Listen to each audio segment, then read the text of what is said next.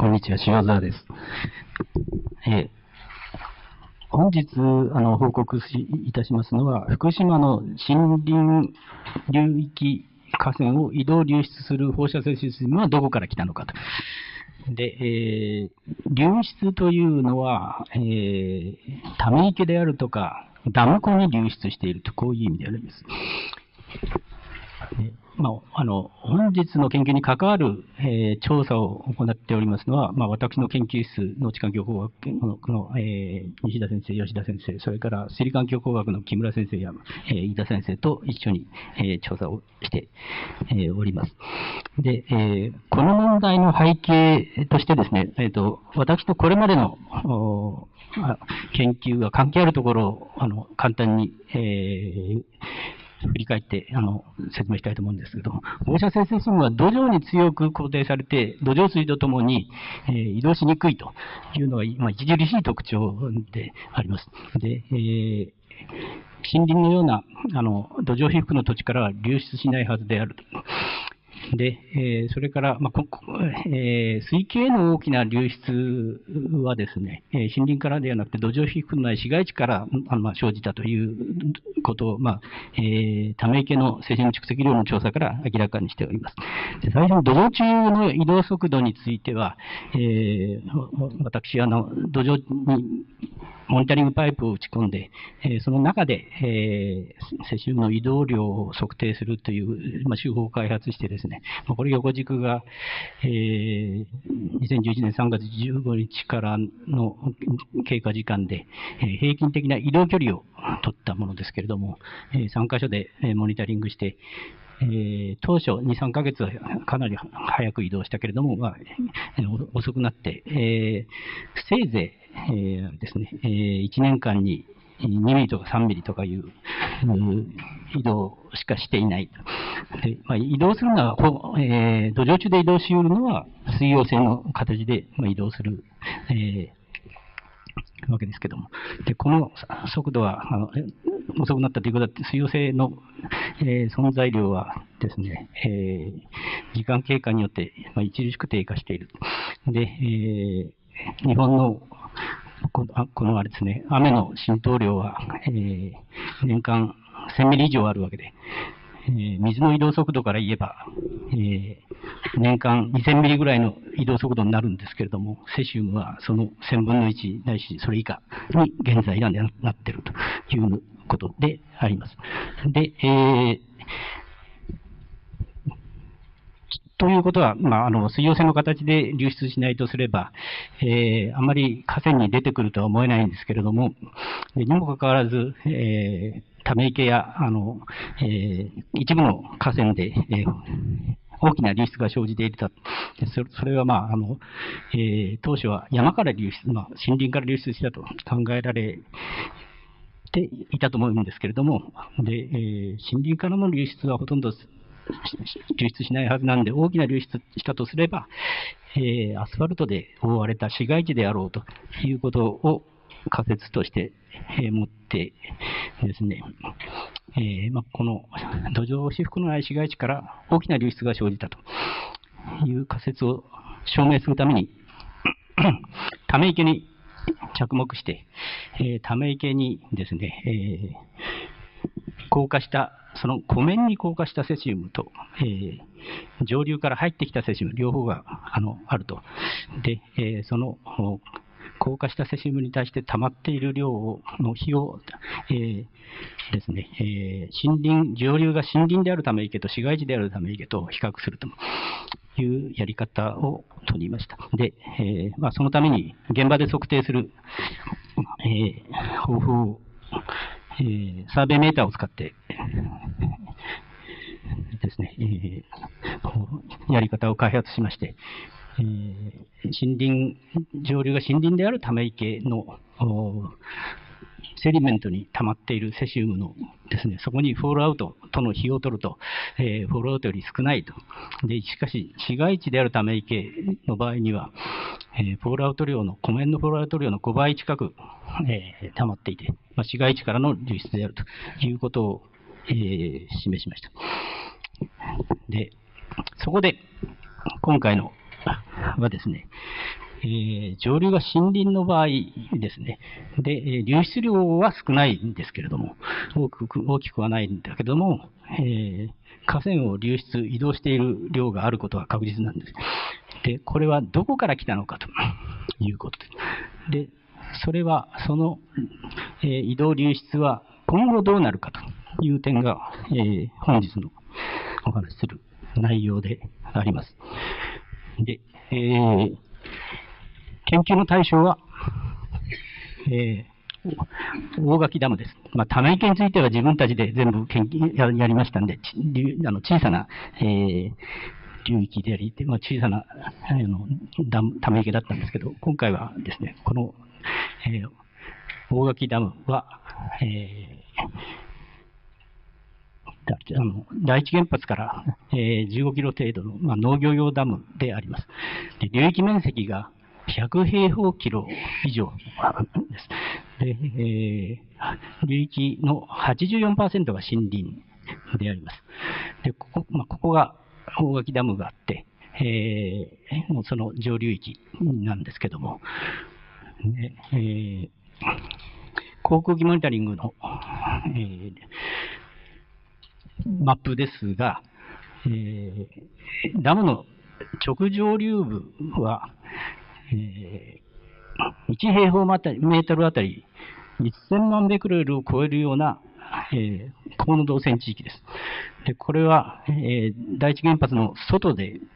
しては、最も環境中の濃度が高いところで、阿武隈山脈は上の方が比較的平らで、この端っこの方が崖のようになっています。で、第一原発から出た水素爆発で出たプルーンが最初に山脈に当たったところがこの大垣ダムのあたりで、上流の方は、濃度が低いという特徴を持っております。それで、農業用ダムですので、この水がですね、農業用水として使うには、低電にですね、著しく高い、放射性セシウムが存在しているということが明らかになって、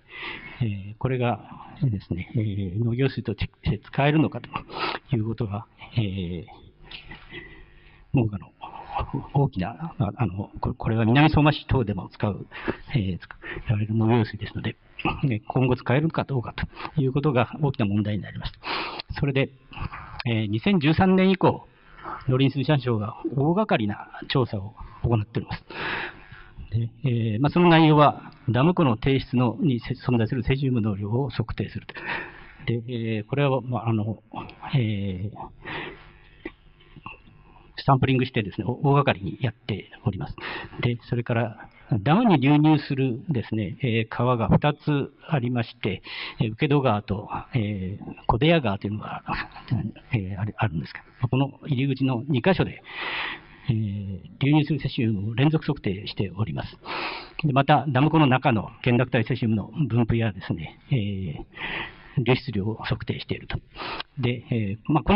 こういうですね、測定の、技術検討委員会の、委員を私はしております。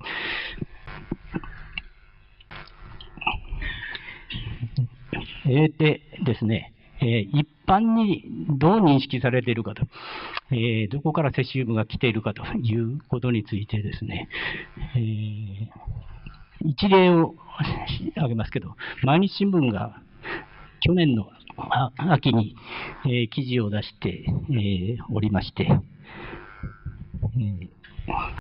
ウェブ上では大垣ダムの写真が入って、記事になって、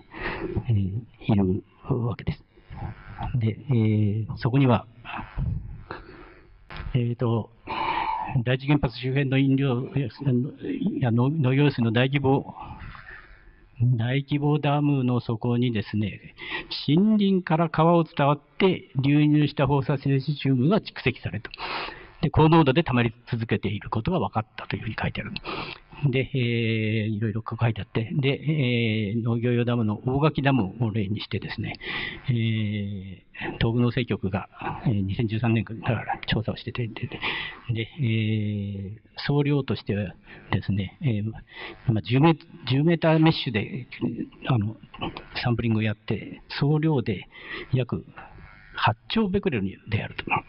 で、こんなに溜まっているのは、ほっといていいのかっていうような主義になっているわけですけれども、8兆ベクレルで、これは1平方メートルあたりで言うと、平均値で言うと、900万ベクレルになります。1平方メートルですね。これは正しいんですけども。で、ここのですね、まず、森林から流出した。で、川を伝わって流入したセシウムが蓄積しているという認識っていうのは、住民や農家の人はそう思ってるでしょうし、多くの研究者もそう思ってると思いますし、ここにおられる方も皆さんそう思うと思います。で、まず、だけどこれは正しくないというのが今日の話です。まず、川を伝わって、ダムに蓄積しているっていう部分についてはですね、これは、ため息の時に私は先ほど申し上げましたように、そこに溜まっている量と、フォールアウトの湖面に沈着した量を比較すれば、わかるんで、ダムに溜まっている量の、大半は、その湖面に降下したものです。といっても上流から流れ込んできたものもかなりありますので、無視はできません。で、今日の話はここなんです。森林から流出したっていうのは、流域が森林だから森林からと言っていいのかもしれませんけれども、で、森林の内部からでは私はない。で、これが結論なんですけども、で、川から流入している放射性セシウムは森林の内部からの流出ではなくて、河川敷や河道等のですね、豪雨時に水が流れるところに降下したものが土砂に固定されて、豪雨時に移動しつつダムに流入しているというのが私の、説です。で、懸濁体として流出しているのは、森林の内部で土壌侵食が起きているとは、私の見る限りほとんど思われないんで、しかし、河川には明らかに侵食されているし、侵食したものが溜まったり移動したりということが生じていると。で、そこが流出源であろうというふうに、私たちは考えました。でですね、これは、農水省が測定した、データですけども、降雨で、ダムに流入する2箇所で、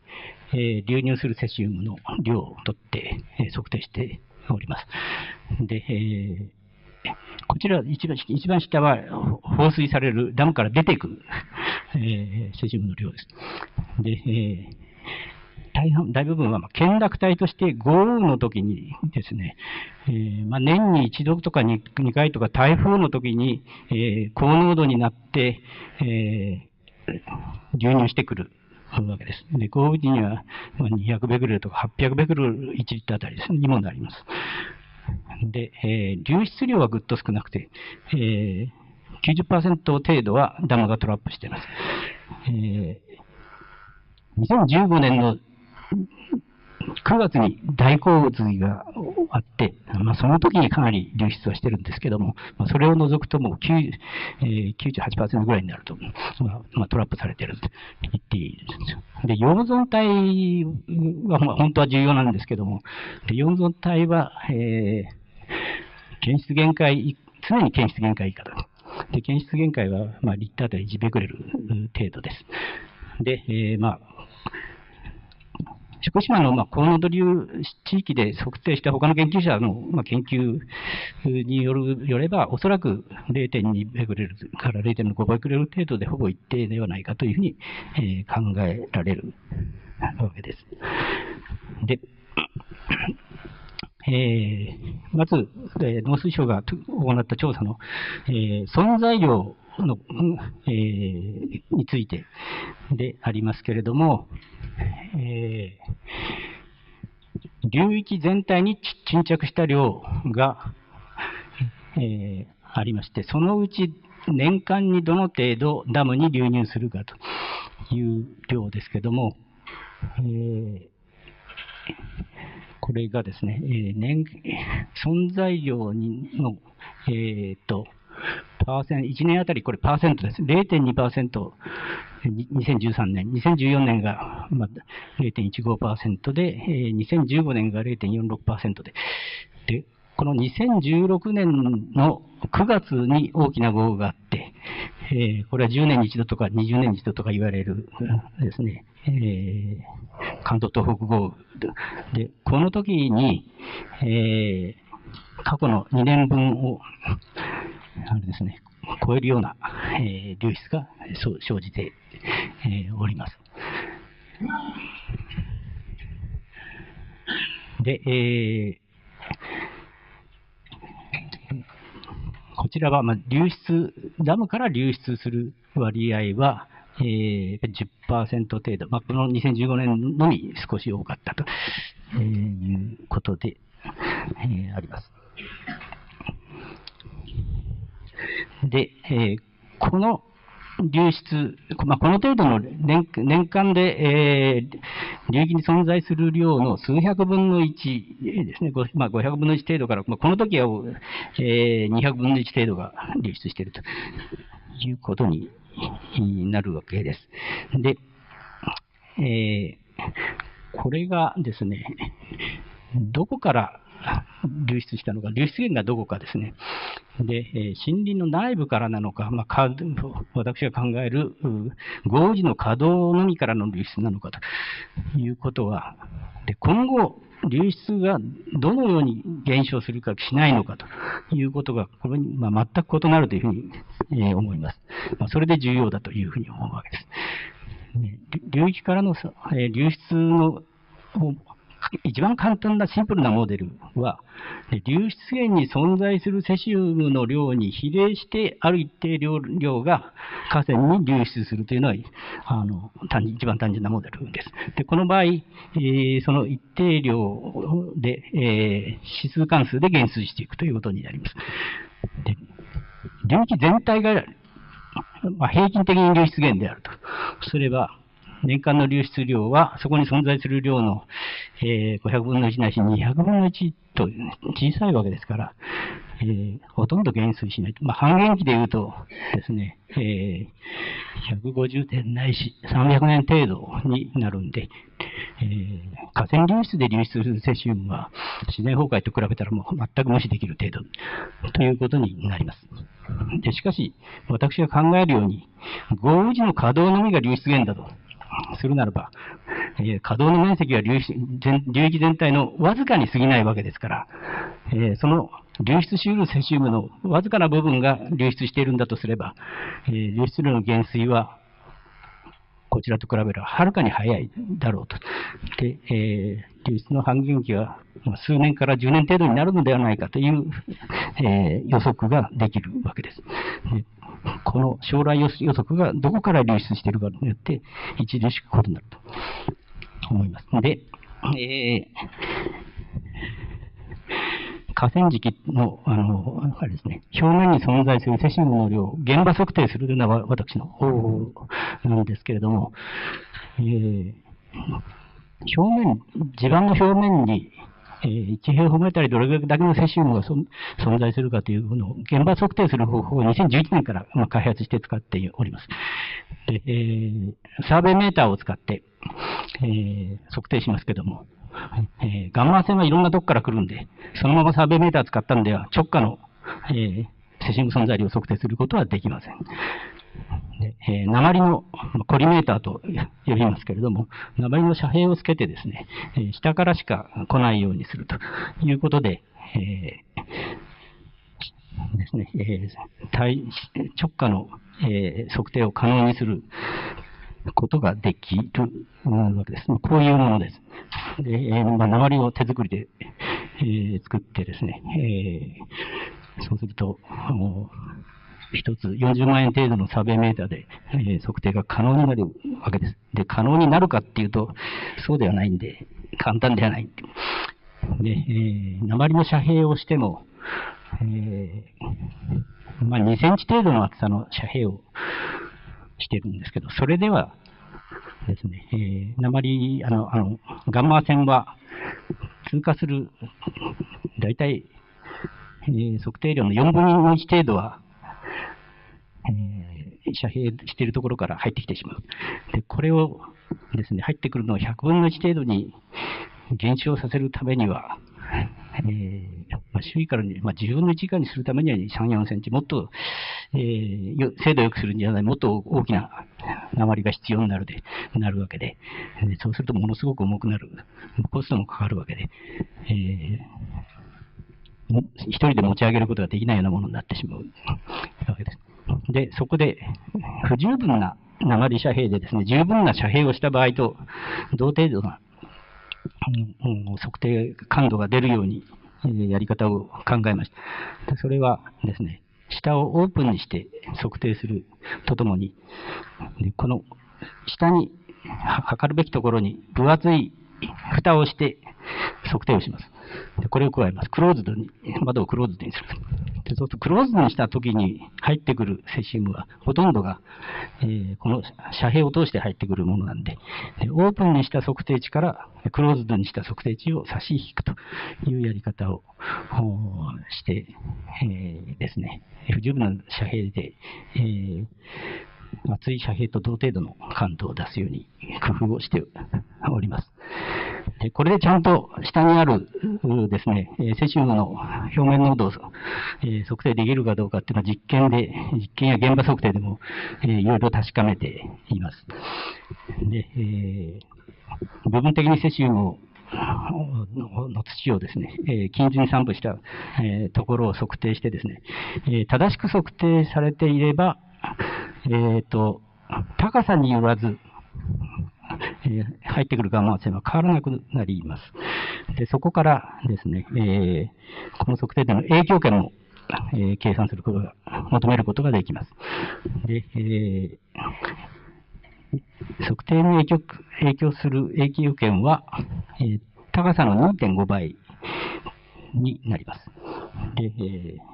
2.5 倍ですね。で、例えば60センチの高さから測定すると、直径ですね。直径が 1.5 メーターの範囲の平均的なセシウムの量を測定することができるという、やり方になっています。で、河川敷のセシウムが減少しているはずであると、いうことを、測定によって求めようとしたわけです。で、河川敷は、平常時は水は下の方にしかないですね。で、豪雨の時にはこれが上がってくると。で、豪雨の時に、ここに存在する土砂が、沈降、巻き上げられるとともに上からも供給されるという形で、更新されていく。で、ここのですね、河川敷の中に存在するセシウムを濃度測定したと。1平方メートルに何倍くらいあるかということですね。で、この測定時の水際から測定していくということをやりました。2015年の10月に調査してます。で、これ2015年の9月に大洪水があった直後です。で、大垣ダムの、上流側に流れ込む、2つの、川ので、2点取って、で、下流側でも取ってます。で、大垣ダムは、下流の方は、フォールアウトのセシウムは、低いです。非常に低い。で上流は、この辺が高いと。で、下流は、この河川敷が広くなって、5、60メーターの幅があって、流れていない河川敷の面積が非常に広くなります。まずこれはですね、ダムの上流側の3地点で、測定した、上の図がですね、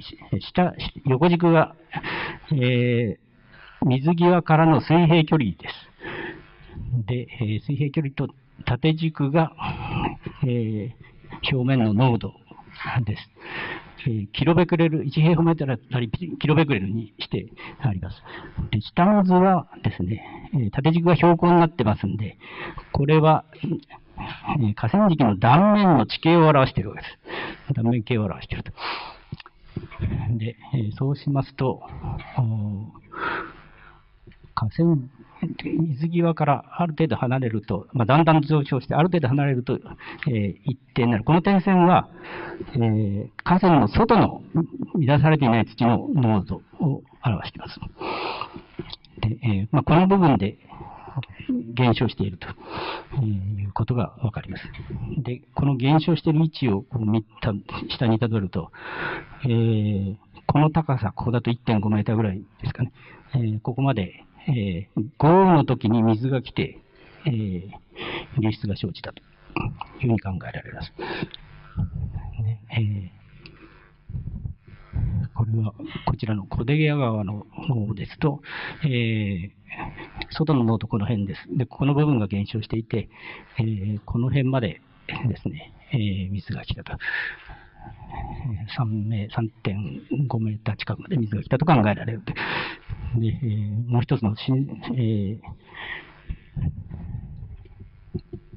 この場合もですね、この部分が減少していて、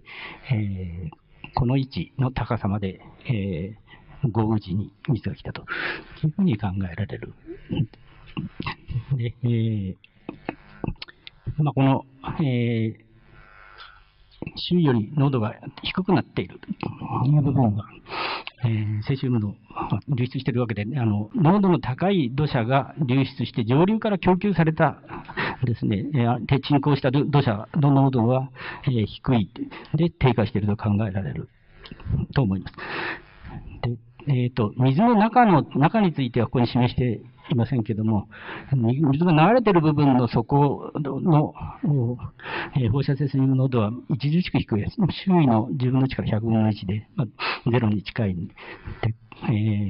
流速がこれもはっきりして流速が速い部分はゼロに近いんだけども、よどんでいて土砂が多いところは比較的、濃度が高い、測定値になっております。で、次に、ダムの下流です。で、下流はですね、2種類に分かれてて、ダムの直下流の部分っていうのは、これはフォールアウト濃度の高いところです。で、高いところで、上流側と同じように、水の流れの部分が、減少しているというのが、分かります。これはかなり切り立った崖になっているところですけども。で、一方、かなり下流に行ったところは川幅が広くなって、ここはですね、フォールアウトの濃度が、外側のフォールアウトの濃度が低いところです。で、そこでは、あれですね、溜まっているセシウムの濃度、表面濃度が高い。ここもそうです。溜まっている濃度が、高い。つまり、上から運ばれてきたセシウムの方が、上流から来た土砂に含まれるセシウム濃度が高いですね。それで増えているところです。で、ここ運ばれてきたセシウムは、ダムから流出したのもありますけども、ほとんどはこの辺から直下のですね、ダムの直下から流出してきたものだろうと思われます。で、実際サンプリングしたときに、深さごとにどういう分布を持っているかというものです。で、ダム上流側で、1地点で、2箇所で、測定をしていますけども、これは直径10センチのサンプリングを5センチですね。5センチのサンプラーを打ち込んで、濃度分布を見たものです。まあ、5センチ程度までの深さのところにほとんど、ないしは10センチの程度のところにほとんどありますけど、場所による違いが大きいです。直径10センチのサンプリングっていうのは河川敷では小さすぎる。現場測定の場合は、直径が 1.5 メーター程度の平均化していますけども、それぐらいにした方が、適切な測定値が得られると思います。ダム下流の、堆積しているところは、ここはもう場所によって違いが大きいんですが、かなり下の方まで、乱されておりますので、こういう場合には、私の現場測定法だと、土砂による遮蔽の影響がかなり出てきていると思います。で下流側では深くまで満たされている可能性があると。ということですね。ダムの上流側は、2011年3月に沈降したセシウムが上にくっついて、でその後ですね、侵食されつつ、上から来た土砂によって交換されていくと。で、上から来た土砂に、つまり新たに生成された、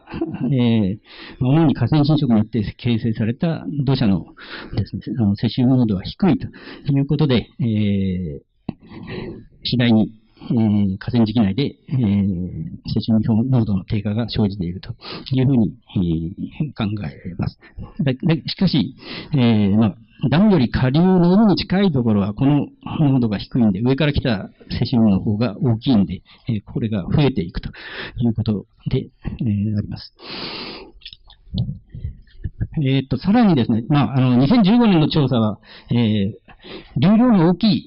な部分で測定したんですけども、支流の小さなですね、ところで、測定を行いました。先週測定したものなんてまだあまりデータの整理が、できてはいませんけれども、いくつか特徴的な、例を示します。こういう小さなですね、沢のところです。セシウム濃度がやはり流れに近いところで減少しているというのがわかります。それから、これはですね、2015年の豪雨の時に、もう道路まで水に浸かったというふうに考えられるところです。と言いますのは、この2箇所いずれもですね、セシウム濃度が道路の近くの高さのへりのところまで減少していると。で、洪水と後と思われる堆積物も、道路の高さまで来ているということでですね、これは、豪雨によって、減少したという部分であります。で、以上のように、可動部分からの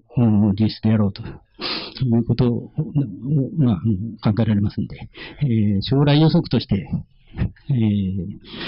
可動の面積は流域全体から見れば何分の1かわずかでありますから、将来予測としてですね、河川流出するセシウムの減衰は早いと。で、半減期は数年ないし10年じゃないかということを、私どもの学会誌に、書きました。で去年の6月ですけど、ね。で、研究者が、測定されたデータをモデルで説明するということはよくあるんですけども、なかなか将来予測を明言するっていうのは、環境科学の分野では少ないと思いますし、勇気がいるんですけれども、私は先ほどの測定例を見て、おそらく早く減衰するということを、確信を持って、おりました。で、これが明らかになるのは、正しいかどうか明らかになるのは、数年とか10年後であろうというふうに思っておりました。けれども、最近、農林水産省の、これは委員会の資料で、農水省から出してもいいということなんで、少し紹介しますけれども、流入地点のですね、ダムへの流入地点の横軸が濁度です。懸濁体の濃度を示しています。1リッターあたり。で、そこに懸濁体に含まれる、縦軸が、セシウムの量です。で、この赤いのが、2015年の豪雨の時の、傾きです。この傾きが、単位懸濁体量あたりのセシウムを表しているわけです。で、こちらに寝ているのがですね、2016年の8月の台風7号の時の、もので、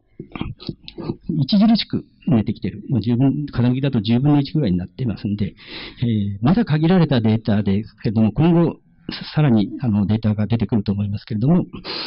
著しく減少するとしていますので、私の予想通りというか、私の予想以上に、減少している。で、これは、2015年9月の豪雨が、10年に一度ないし、20年に一度の大きな豪雨であったということで、それで、かなり洗い流されたということであろうと思います。以上のように、河川流出しているセシウムは森林の内部からの流出ではなくて、森林の中とは言っても、河川敷や豪雨時のですね、河川敷や河道の水が流れる部分に降下して、土砂に固定されたセシウムが移動してつつ、ダムに流出していると考えられる。で、したがって、かなり早く減水する。で、この減水速度が実は、河川に溜まっている土砂の更新速度を示していると言っていいであろうと思います。で、その速度が、おそらく、4年とか5年とかになるのではないかと思います。また、大垣ダムは、上流から出てくる懸濁体セシウムをトラップして、下流への拡散を防いでいます。もしダムがなかったら、ダムがその存在が非常に住民や農民を心配してるんですけど、もしダムがなかったら、人が住んでる、今、帰還してるのはダムの北の方ですけど、人が住む下流の河川敷のセシウム濃度は、上流より高くなっているデータを示しましたけども、ダムがなかったら、もっと著しく高くなっていたであろうというふうに考えられるんです。農水省は、この大垣ダムを農業水に使うにあたっては、豪雨時に、ですね、取水口の懸濁体濃度が高いときには取水しないように取水管理をするという予定ですので、農業水のセシウム濃度が高まる心配はないと言っていいと思います。で、私の今後の研究としましては、流域全体の河川敷からですね、セシウムの流出量を、先ほど示したような現場データと、それから、地形データと GIS を使って、その地点の上流域の流域面積から、流出との相関を求めてですね、流域全体の河川敷から流出した量を推定して、これと、農林水産省が観測しているダム流出量との関係を比較するという研究を、